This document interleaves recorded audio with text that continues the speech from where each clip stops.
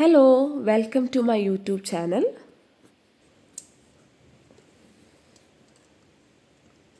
അപ്പോൾ ഇന്നത്തെ recipe crispy ആയിട്ടുള്ള ഫ്രഞ്ച് ഫ്രൈസ് ആണ്. അതിനുവേണ്ടി ഞാനിവിടെ 2 പൊട്ടറ്റോസാണ് എടുത്തിരിക്കുന്നത്.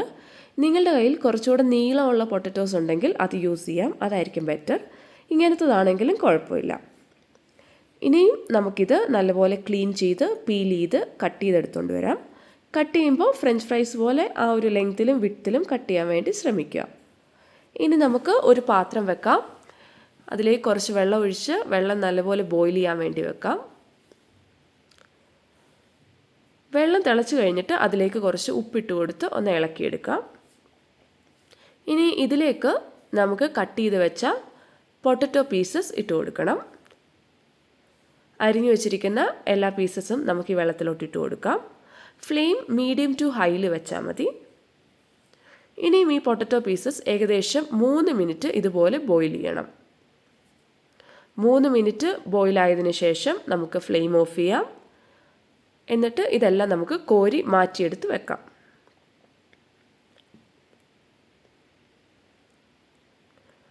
ഇപ്പോൾ ഞാൻ എൻ്റെ പൊട്ടറ്റോ പീസസ് എല്ലാം കോരി മാറ്റി വെച്ചിട്ടുണ്ട്.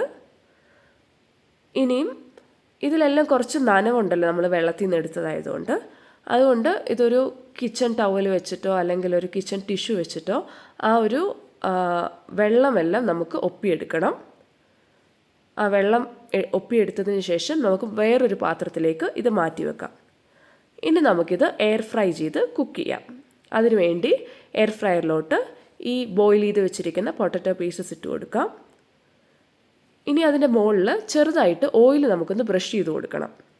ഒരുപാട് ഓയിലൊന്നും വേണ്ട, വളരെ കുറച്ച് മതി. ഒന്ന് ജസ്റ്റ് ഒന്ന് ബ്രഷ് ചെയ്ത് എടുക്കത്തക്ക ഓയിൽ മാത്രം മതി.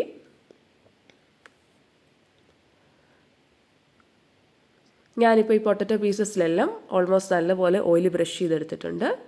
ഇനി നമുക്കിത് എയർ ഫ്രൈ ചെയ്യാം.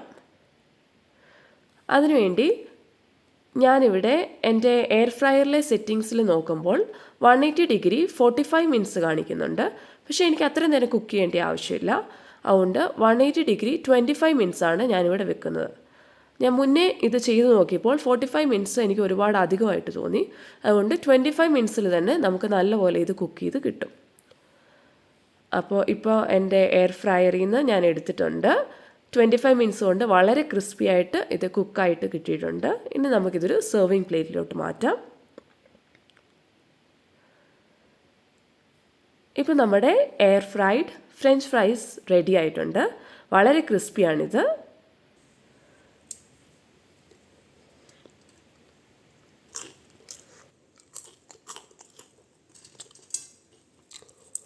എല്ലാവരും ട്രൈ ചെയ്ത് നോക്കുക. Thank you.